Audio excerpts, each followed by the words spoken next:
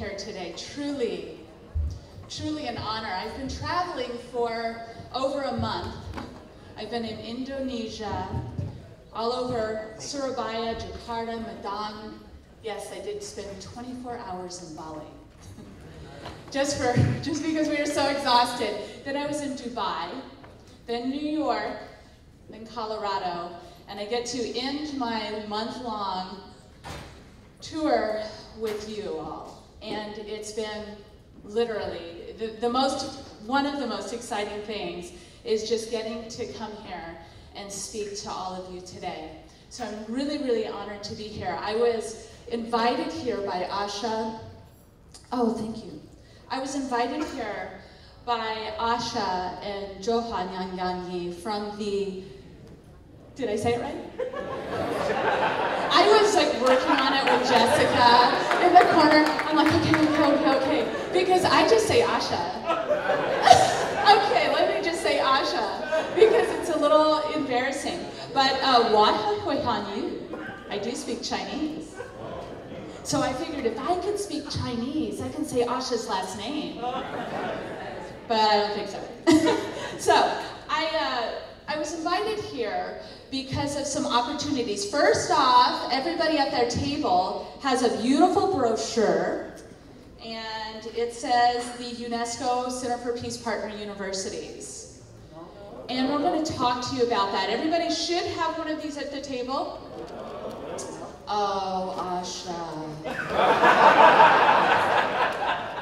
Asha. Oh, she's got them in a bag. And I just praised her. I said, Asha, thank you so much for bringing my brochures. Oh, you know, of course. Now she's getting them out. Okay, so Asha and I have been working together because she and her sister are both scientists.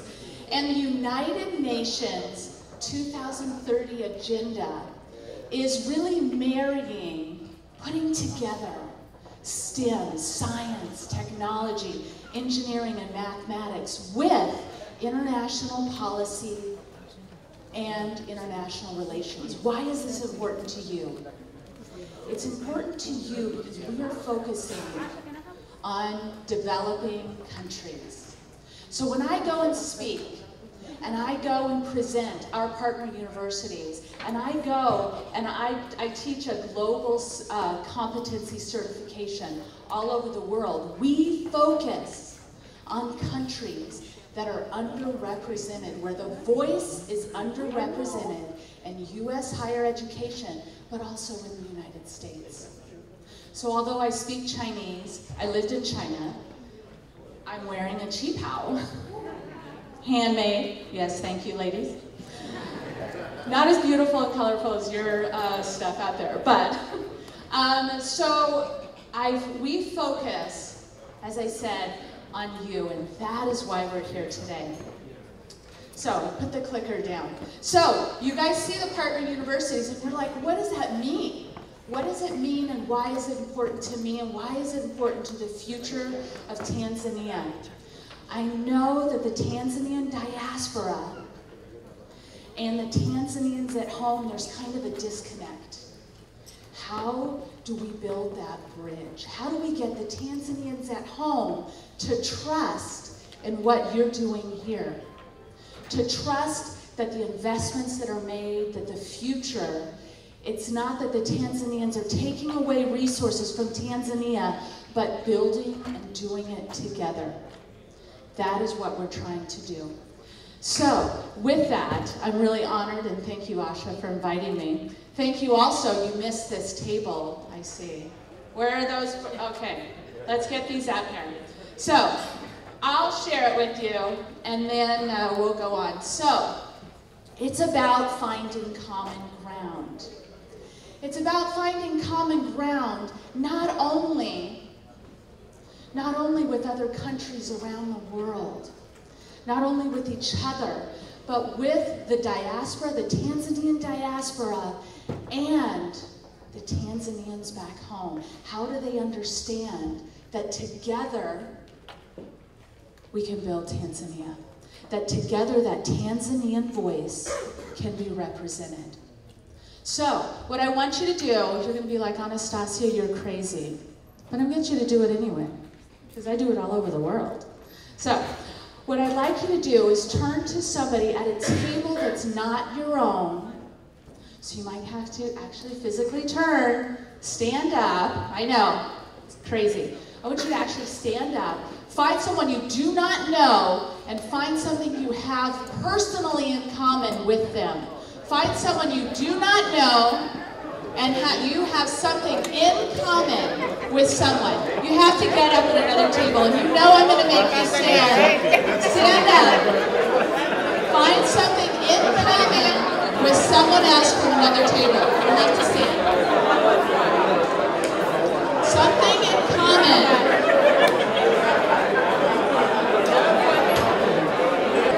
All right, okay. Go ahead and sit back down. Go ahead and sit back down. Now, for the sake of time, you guys are just going to talk and talk, aren't you? Yeah, go ahead, sit back down.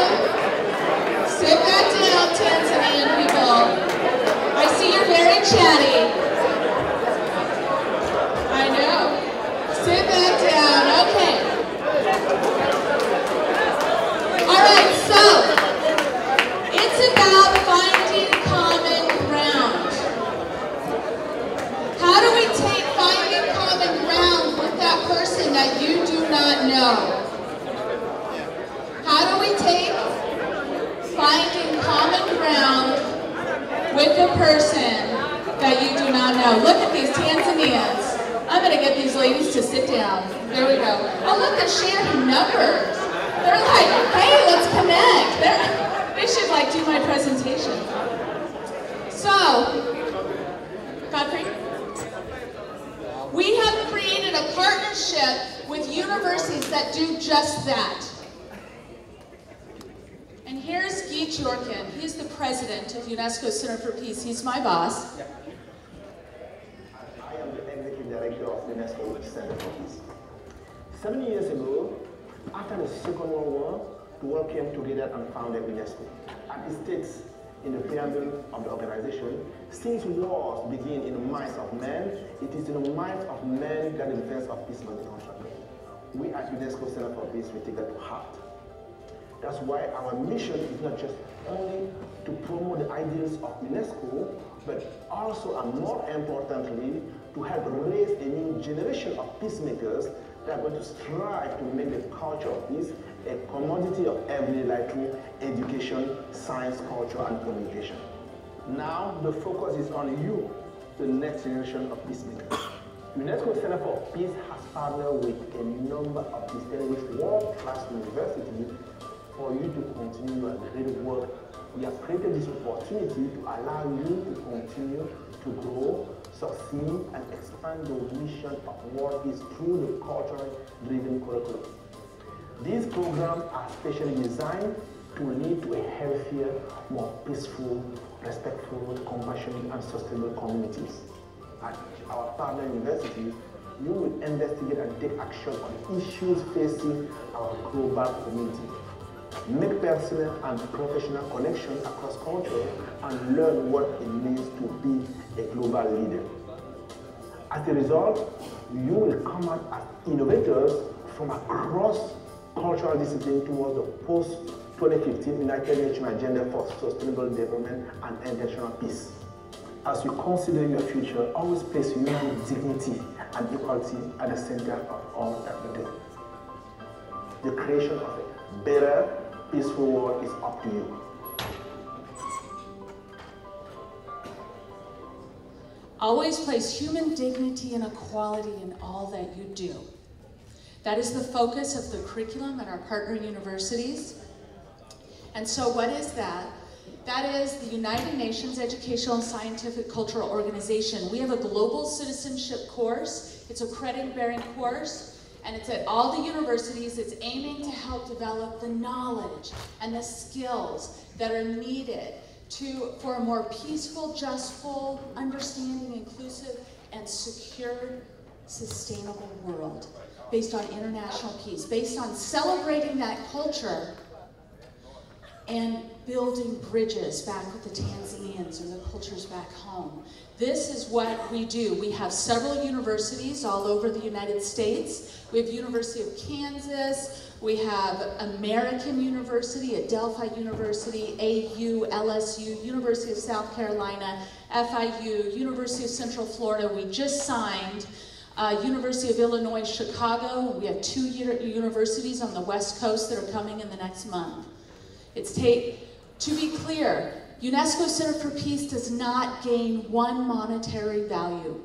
We do not gain any money, but what we do gain is the spread of international peace and sustainable development. What we gain is building the Tanzanian voice into the U.S. higher education system, into the economy, into the ministries, into the embassies. So we gain so much more than money could ever gain.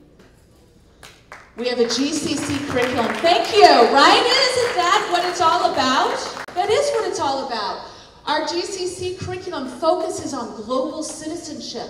It focuses on inequality and justice. It focuses on how do we bridge that gap?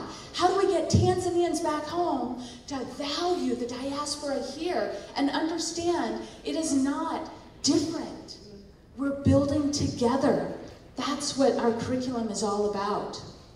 We look at economic, political injustices. We look at cultural globalization. The world is getting so small, smaller and smaller every day. You can no longer go to a university in your own country without having that international perspective. You just cannot do it. That's why we've partnered with these universities. So that's our global competency certification. When your students come through, they get a global competency certification through us. They get support on their resume. They get to use it. They get to use it for internships, which we help them do. It's a career accelerator program. So in that career accelerator program, if those students maintain a 3.3 GPA, we guarantee them according to what their, like if they want to be in IT, well, the president of Apple, Tim Cook, went to our partner university. So we put them in an internship with Apple. If they maintain a 3.6 GPA, they go on a UNESCO track, which we then, of course, we have to have a higher GPA, right? Which I help them go into embassies and NGOs with the understanding of sustainable development and international peace, celebrating their culture. It's a year-long orientation. 44% of international students that come and study, or students that come to the United States or from, like the diaspora, 44% of those students do not succeed because their cultures are not celebrated on the U.S. higher education system. They're dropped off. And they're said, hey, you better get to know this system. Well, it's different expectations. So it's a year-long support. It's a year-long, and then past that, we stay with them through graduation, through integration and retention. That's what our programs are all about. We offer scholarships to the less developed countries, to countries where voices are not represented. So we offer scholarships, partial scholarships, and some of the universities even give me more money because they really want that Tanzanian voice on their campus. So we are offering Tanzanian scholarships to our partner universities. We're offering opportunities. That's what it's all about. How do we bridge that gap? UNESCO Center for Peace. We have a UNESCO Center for Peace Model UN and STEM summer program. We've done it for 11 years. I'm going through it real fast because I'm getting the evil eye back here. So I'm going through it. So this is this program right here. I'm going to ask you to pause that for a second, Godfrey. First off, we can't hear it. So if you could just turn up the sound, we can't hear it. This is a student that came to our summer program from Mexico last year. He's a leading Model UN student. Mexico is seen as a labor force in the United States. They are not seen as equals. Our goal is to build that Mexicanas personas up as equals. This student came to my summer program. We gave him a 50% scholarship into FIU. Godfrey, I hope they can hear it, right? A little louder. The UNESCO Center for Peace was a great opportunity that came to me during high school. I went to a summer camp, and thanks to my performance over there and the effort that I put on it, that's how I get all the scholarship and basically all the opportunities that I have nowadays. UNESCO Center for Peace gave me all the support that I needed. I applied for a scholarship January last year, and I get in touch with Anastasia. I did not pay him for that. Been guiding me through all the process and helping me, from the immigration status to passport, visa. Once I get there, transportation to the university, everything. She has been there for me. FIU, it's an amazing university. It's in one of the most beautiful cities. It's full of great experiences, great facilities, great professors, and it's one of the best universities in my career in international relations. I will say that my favorite 3 things in Florida International University are, of course, the internationality. You get to know people from all around the world, the great facilities, and the great opportunity to, not only be studying, but to do something beyond that. This program, Global First Year, helps you to get a success inside and outside classroom. They're always there for you. They give you special assistance on anything you need. From immigration status also, from classes, basically everything. They organize events. They make you feel proud of your culture and where you come from. Actually, we are planning the same for Camila, to follow the path of his brother. And for other Mexican parents, I'm trying to encourage for these parents to follow this path as the brochure of the FIU University said. Do something great with the opportunity you are given. So FIU and UNESCO, I think, is a great opportunity for any children around the world. Desde que Santiago se fue, era un poco la angustia de qué va a comer, cómo está su cuarto. Sin embargo, todo ha sido muy bueno. Se alimenta perfectamente bien, su cuarto está limpio, ordenado, ha madurado, ha crecido. Y eso para nosotros también es otra parte importante como ser humano, ¿no? Sí, como padres también. My brother is an inspiration for me. He's an example for me, and I think that he is doing his mission at the school, and I'm proud of him. In 5 years, I see myself working for the United Nations and bringing the name of Mexico to the top list of the countries around the world. Mahatma Gandhi once said, be the change that you want to see in the world. And I really think that there could be a world with no frontiers, where we can all share the peaceful environment that we can create. That's what it's all about. So I'm going to end with here. I'm going to have him go back to our presentation. And he went, here we go. Yeah. Oh, it's on, so if you could go back to the PowerPoint. And that's our summer program. All of our courses, whether or not it's the summer program, which is a 2-week-long program, you have an invite on the table. It's for 14 to 22-year-olds, based on international policy, based on STEM. And of course, I will give every Tanzanian a partial scholarship to that summer program, because we want you there. Last year we had 47 countries represented. How many Tanzanians do you think we had? We didn't have any. That's why I'm here today. How many Tanzanians do I have at my partner universities? I have 0. Come on now, I'm asking you. I'm asking you to support us in bringing that Tanzanian voice into the U.S. higher education system. Okay? Thank you so much. You have my information there, but also you can just get it through Asha. Asha could, and Joha, yeah, these guys. If you guys want to get in touch with me, also you can just look up UNESCO Center for Peace website. Our partner universities are on there, the summer program's on there. But really, thank you so much for this time. Thank you. Thank you. My name is Mombek Fabian, and on behalf of Maendeleo, we are so delighted that finally we have an avenue where we can actually share with you on what Maendeleo has been doing in about 10 years now. I know I put a few of our flyers on your tables. We didn't have many, so for some tables where you have these flyers, please you can follow along. And also have a very short presentation to go. Before I go further, I'd like to clarify a few things. Every time we go somewhere to talk about Maendeleo, people have been labeling people have been labeling us kama chama cha madaktari. Now, I want to actually address that misconception because most of our founding members, even our current members, are not medical doctors. But we have worked more and more with the medical education in Tanzania, and we started the training of medical doctors. That's how I think most people identify us as a chama cha madaktari. Now, can I have the clicker? May I have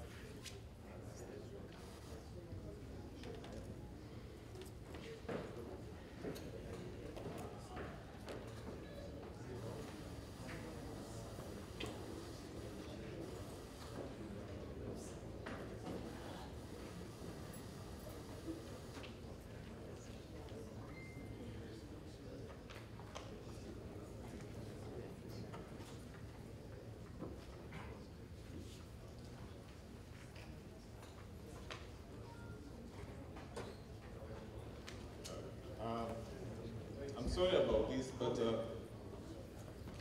so who are we? So Maendeleo, we are a non-profit organization incorporated in 2005 in Washington, D.C. And I'm actually one of the beneficiaries of Maendeleo when I was still a medical student in Tanzania. And I got in touch with Maendeleo through their book drive, which is one of our projects, and I'll talk about this after some time. So, some of our projects, our current project is actually the Team Tanzania Scholarship Award. And this is our flagship project that has been ongoing since 2009.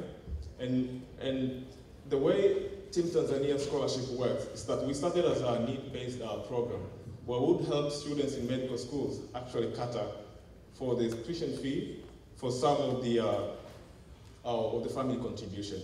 And we started with private schools, specifically Bugando, where students were required to pay a given amount of money from the family, and the government was supporting the other amount.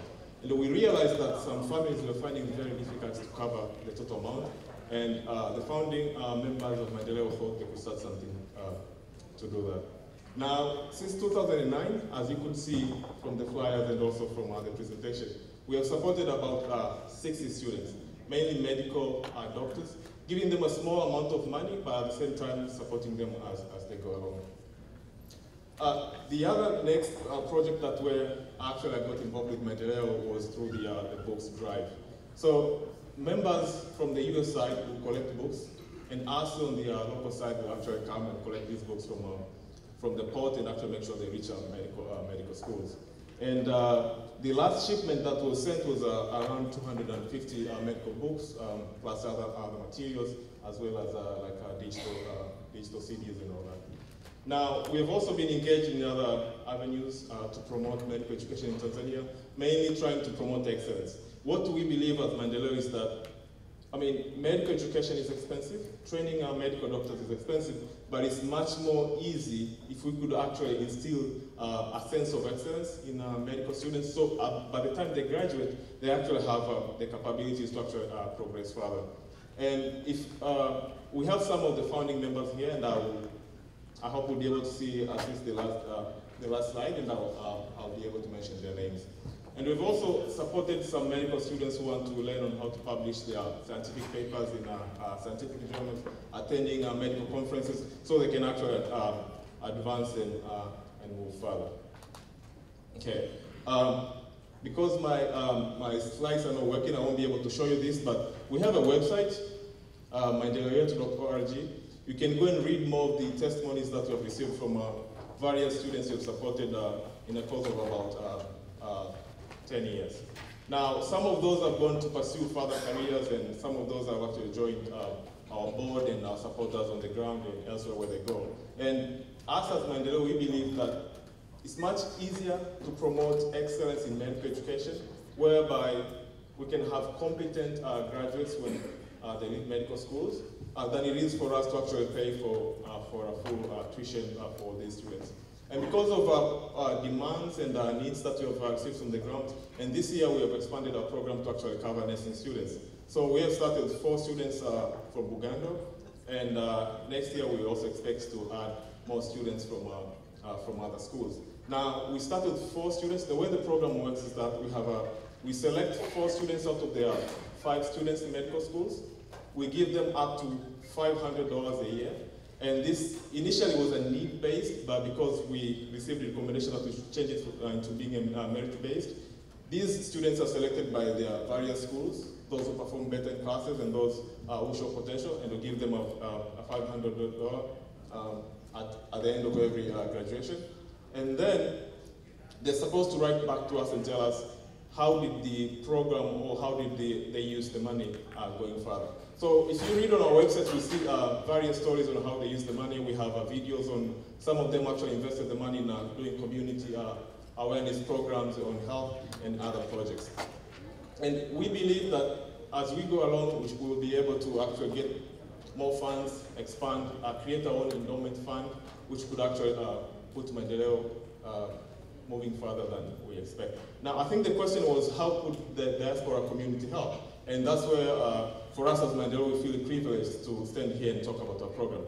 First of all, we think you can go to our website, read about our program, understand what we do, and see how you can partner or how you can join us. But at the same time, we normally arrange annual fund drives, donations. You'll see a link on our website. You can donate to us, and we'll be glad to receive your funds. But at the same time, we hold 2 board meetings every year, and our boards are open. If you want to join our boards, you're in any different state, we'll send you a link. You can join our board, you can give us your recommendations, and then we should be able to follow up and do those. Last but not least, I have 2 board members within us, and one of them was actually our founding members, Frank, if you don't mind. So you can approach Frank, Frank will tell you more.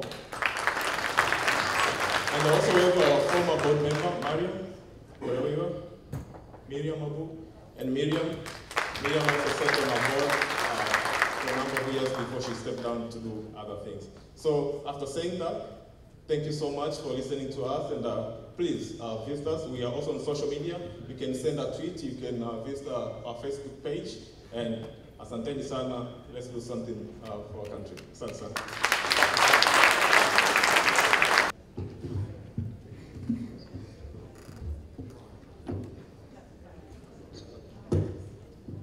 Good afternoon.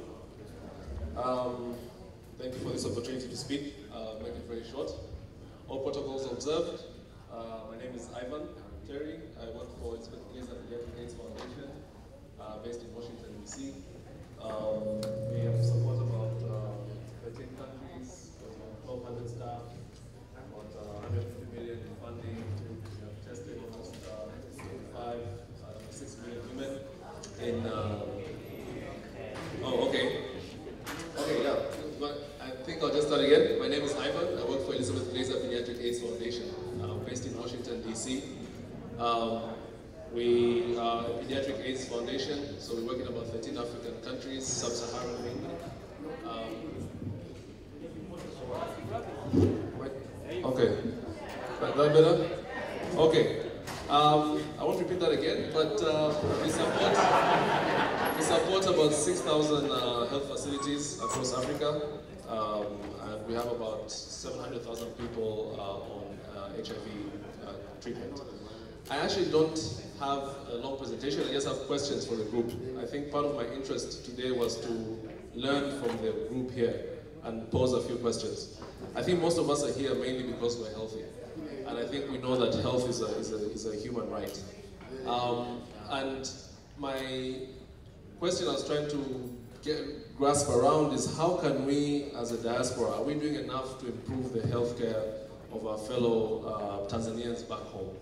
And I posed two questions. One is more at a social level and charitable level.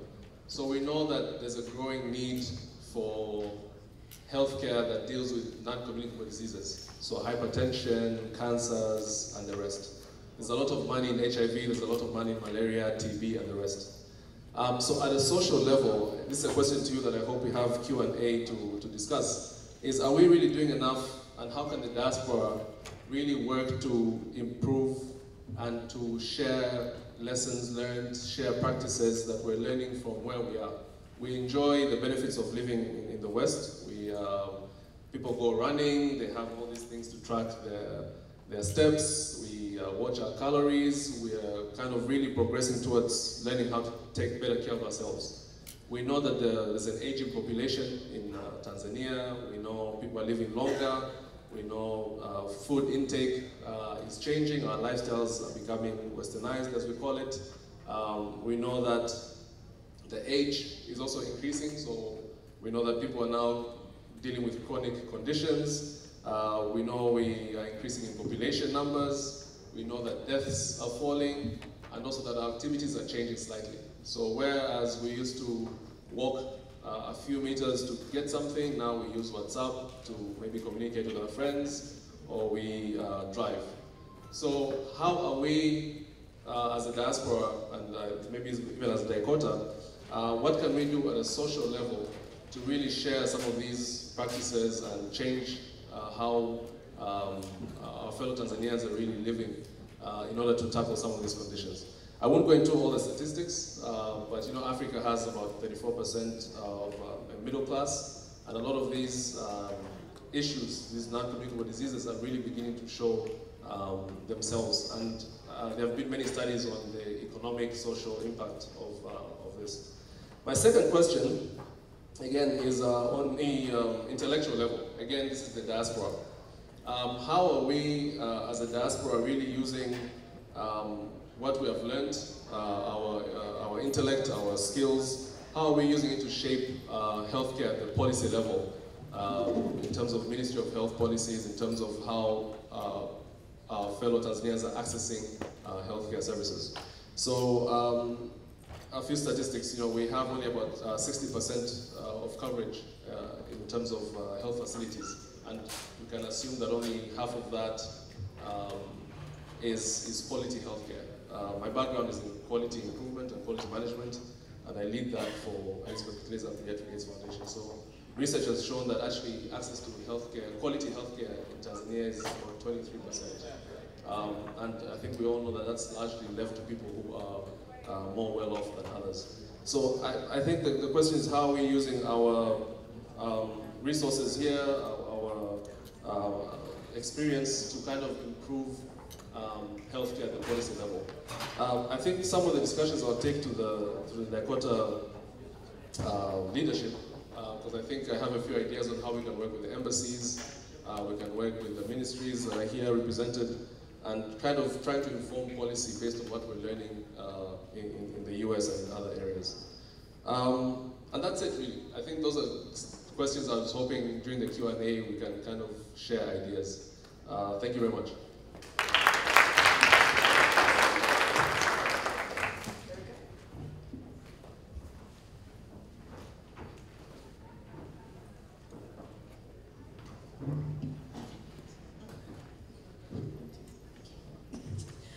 Good afternoon to all of you. My name is Erica Asante. I am the country program manager for an organization called Pink Ribbon, Red Ribbon. We used to be a program in the George W. Bush Presidential Center as of January, but now we are an independent 501c3. Now we are relocated to Washington, D.C., although I'm based here in Dallas. Okay, so let me just explain a little bit about the organization. Pink Ribbon, Red Ribbon is a public-private partnership that began in 2011. It basically was birthed from President George W. Bush. Birthed and based on the platform of the President's Emergency Plan for AIDS Relief.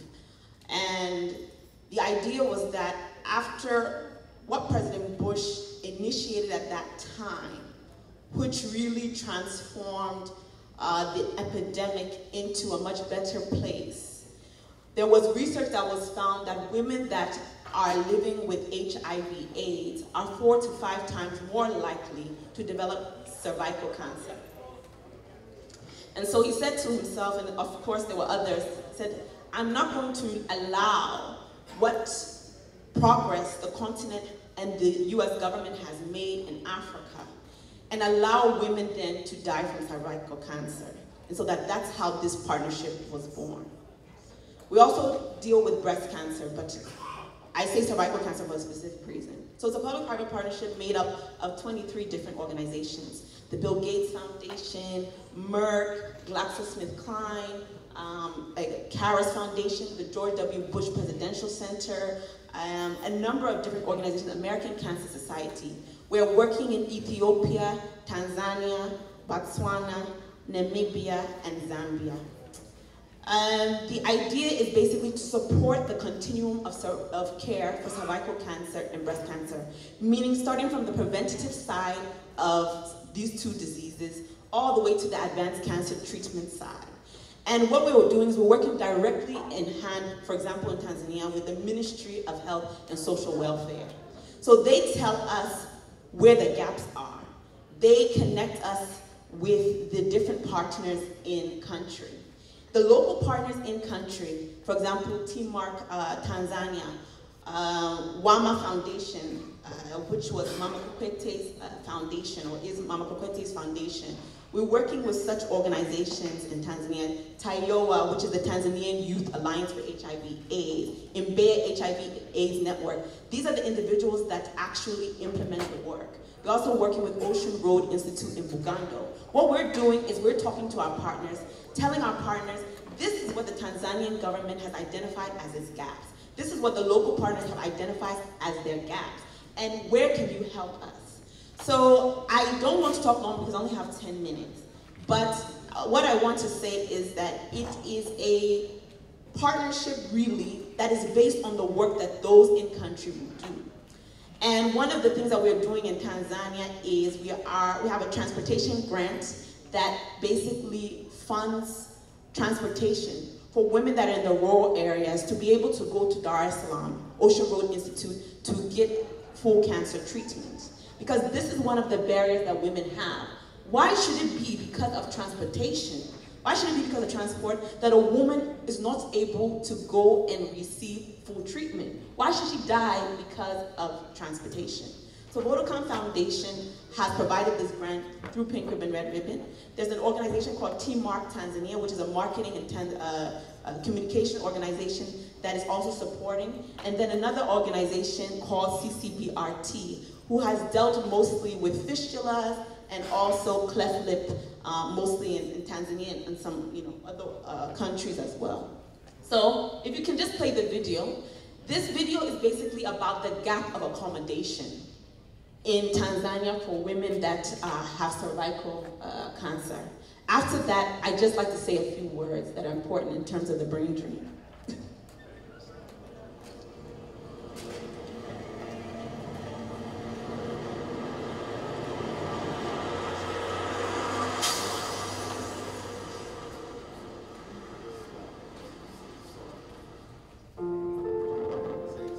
Matibabu nimekosa kwa miaka 3. Ndio hilo tu linalotusumbua. Na nauli.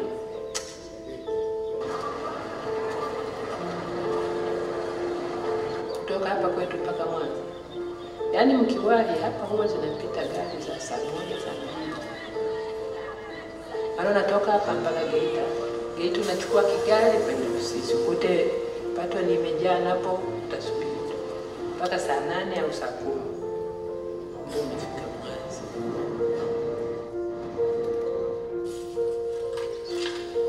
Safari moja niliwahi kukosa matibabu kwa sababu nilikosa nauli. Inabidi kwamba niuze chochote ili nipate nauli ya kunipeleka Mwanza. Tunapoenda hospitali, tukifika hospitali tunaweza kutibiwa ukiwa hapo unakwenda kutafuta kwa marafiki kwenda kupumzika. Unapumzika kama siku 3. Hata 4 kwa sababu utakuwa bado mwili umezaifika. Wale waliokuwa wanakaa kwa ndugu lakini wanashindana, inabidi apange, na anakuja kukuambia yani tunazoeana tu, anasema mama, mimi naondoka, kila nikija huku sina ndugu wa kwenda kukaa, gesti ni hela. Coming from far away means a challenge to us in terms of treatment, because our treatment normally goes in a cyclic form. So every 3 weeks, the patient has to come to the hospital, receive treatment, go home, and come again after 3 weeks. We are receiving patients from all over the country. And this I'm talking about from 500 kilometers to 3,000 kilometers. The patient has traveled to our institute. So some of the patients, they may have the disease, but they don't come to Ocean. Some they go to traditional healers, some they just end up in the rural areas because maybe they have other difficulties of coming to our institute.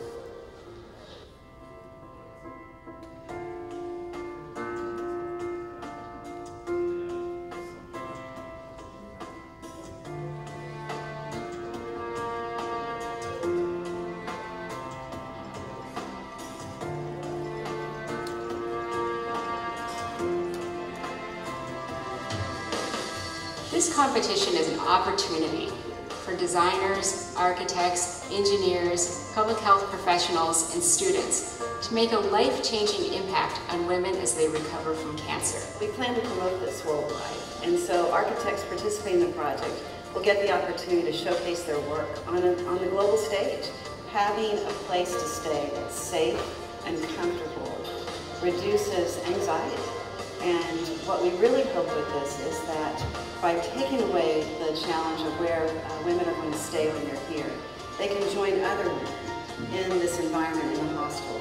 The hostel for us is something very important because the dropout rate to treatment that we normally give is in the tune of 40%. Ingekuwa kwamba kuna sehemu ya kufikia ambayo labda tumetengenezewa kwamba wagonjwa hawa wanataka sehemu ya kufikia kupumzika, ningefurahi mimi. Na kuwa sina ile changamoto ya kurudi haraka nyumbani. Kisha sikia kabisa kwamba kuna nafasi, mbona watajia? Na wengi watajikuta. The areas have been identified and the surveyor has already done a topographical survey where information regarding the logistics in terms of what sort of ground is available, what is the topography in terms of elevations. This will be available on the information which will be provided to all the competitors. Bugando Medical Center has provided the land, and then pink ribbon, red ribbon, through collaboration with Bush Foundations, are the ones who are going to build the hostel.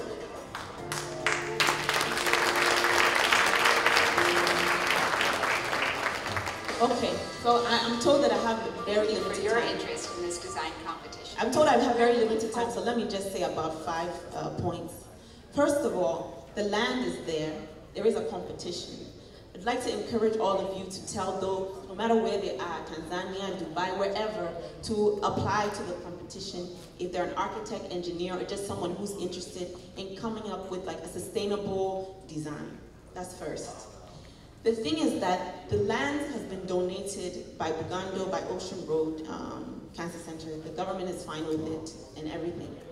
But what I or we as an organization would like to see is that one of those hostels would at least have a large contribution from the Tanzanian diaspora. And also local Tanzanians in Tanzania come together to actually fund the building of that. And the reason is because it is your country. And that is a building that's going to stay there after Pink Ribbon Red Ribbon is gone. Pink Ribbon Red Ribbon doesn't have any country offices in any country. So the idea really is just to push things a little bit forward. But we're not going to push things to point Z. We're going to expect the country to push it to that point. So you may be at point, D, and we'll help you get to K. But we expect you at the end of the day to push it to point Z because you have everything to do so. If you have the passion, you'll be able to find ways to do this. So that's the second thing. The third thing is that, just talking about the brain drain shortly, this is one tangible way, you know, to give back. But I think we don't have to take it that we have to go back to our countries necessarily to make a change. It's good if you can. Some of you maybe have clinics, want to start clinics. Sometimes, even when I go to different countries, Zambia, Ethiopia, I just go to orphanages, give them some food, I maybe go and speak to children. These are small ways to give back. As you start doing those small little things with whatever you have, maybe not even financial, but just your intellectual capacity, your passion, education, whatever it is, it can just make some changes right there and then. Imagine you coming and speaking to students, if you are a doctor or engineer, or whatever you've experienced in life, and just speaking to them to encourage them. You don't know what somebody's going through to that particular point that's going to push them a little bit forward. So I just want everybody not to think that you have to just get up and leave everything and, you know, do something in your country, because that is so difficult for some people. If you can do it, excellent. But I just want everybody to understand that even when you go back, do something small. The money that you give to your sister's children to go to school, that's something, because you're making them more productive, you know. So just whatever you have already in your mind, in passion, just try to do something. But this project, I'll just ask you to visit the website, pinkribbonredribbon.org. If you have any questions, you can contact me. My information is there. And so if you have any questions, I'll be here for a few minutes afterwards and then we can talk. Just want to thank you all for giving me the opportunity. Sorry for talking. We now have a representative from the Ministry of Health ready to speak. While she does so, Shabani and Dr. Shalua, please be ready to come at the next one. And Yuma.